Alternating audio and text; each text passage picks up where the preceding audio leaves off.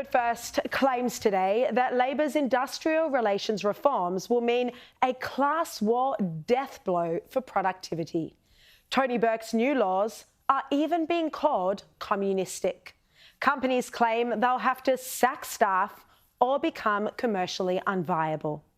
The IR reforms Tony Burke is driving are so radical that businesses and employer groups, both previously cozying up to Labor, have now joined forces to mount a fight greater than the anti-mining tax campaign. The IR reforms Tony Burke is driving are radical, and they're on top of other laws that are going to see casuals paid more than permanent staff. These reforms would be problematic if they were introduced at any point in time, but in the middle of a devastating cost of living crisis, it's astonishing that Labor is pursuing them.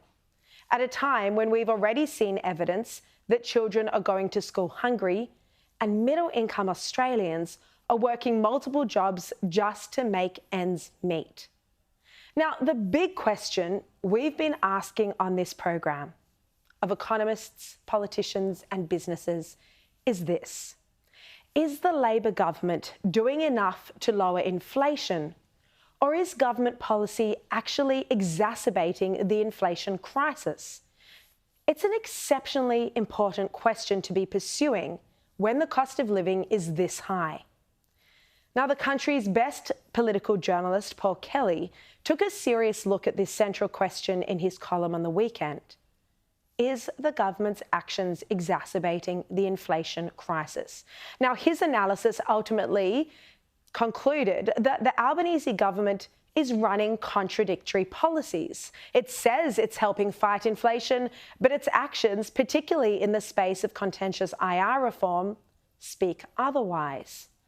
Paul Kelly writes, the Albanese government seems bedevilled by a contradictory personality.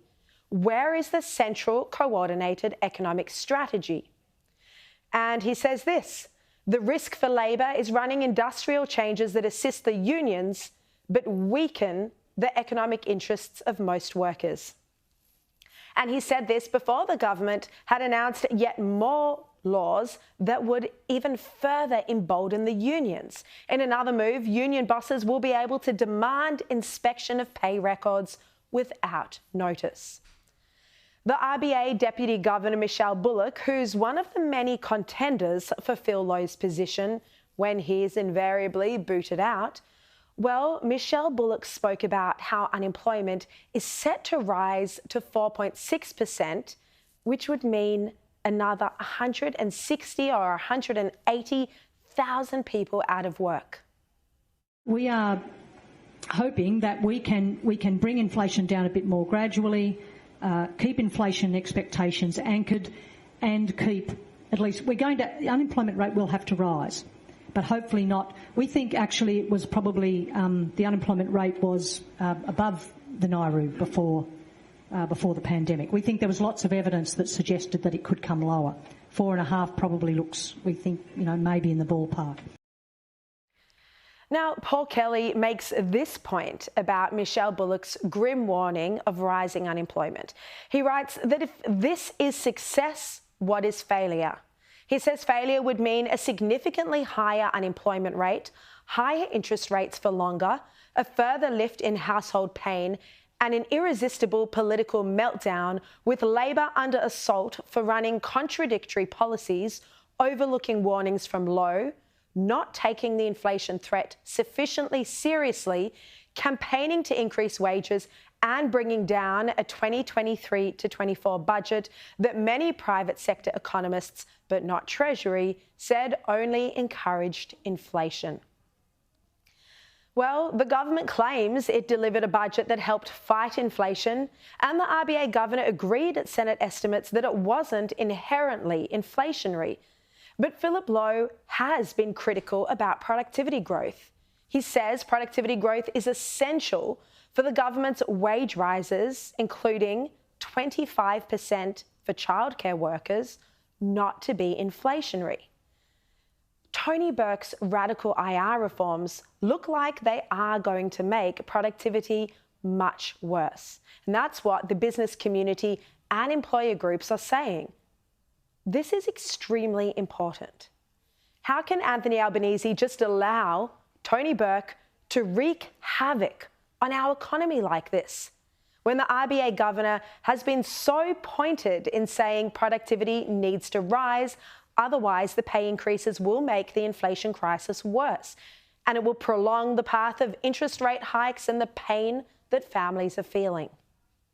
If we're going to have nominal wage growth of 3.5% to 4%, then we need to have productivity growth of 1% a year. We're not generating that at the moment. So that's not fully within the hands of government, because business has an important role to play as well. So that's one area to focus on. And he's made those remarks over and over again. As you know, Shadow Treasurer Angus Taylor said Australia could be approaching stagflation last week. I just want to ask you about inflation. Are you worried that it is now becoming entrenched or sticky? Because, as you point out, the underlying inflation rate only fell from 6.5% to 6.4%. Yeah, I mean, that's the deep concern. It's not just my concern. I think if you talk to many economists, they'll say the concern is we are stuck at a level well above the target band, which is 2 to 3%. We're certainly seeing a slowing economy, and the economy is shuddering to a halt. In the last quarter, it was negative on a per-person basis. It's 0.2% in absolute terms. You know, that is as close to zero, almost as close to zero as you can get. So, not many other people are speaking about this, that we could be approaching stagflation, but it is something the former editor-in-chief of The Australian, Chris Mitchell, predicted a year ago. He wrote in his column last June that actually the stagflation of the 1970s oil shocks really does feel similar to today's soaring power prices in the wake of the Russian invasion of Ukraine, the collapse of renewables during the last European winter, and supply chain disruptions in the wake of COVID. Well, economist from Judo Bank Warren Hogan said last week of the Labor government, "I don't think they have an understanding of how severe the 1970s inflation was. I don't think they have an understanding of how severe the 1970s inflation was." That's quite a criticism of the Labor government. As we've discussed before, the industrial disputes we're starting to see now, while they're nothing like the 70s, tensions are rising and there's a risk we end up there. Tony Burke's response to all of this, by the way, is to dump the same job, same pay slogan. The slogan. He thinks people are stupid and that if he changes the slogan, no one will notice that his reforms have stayed exactly the same. And we're hearing from the head of the Business Council of Australia, Jennifer Westacott, that these reforms will make it harder to employ individuals and they'll reduce flexibility in the workplace, of course, impacting on productivity.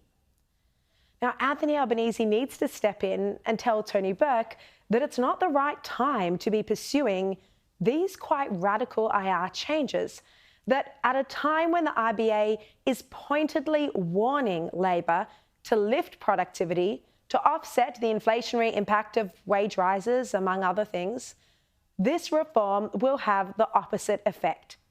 And it could throw us into a catastrophic and ruinous cost of living crisis that causes the most pain to the very families Labor claims it's trying to help.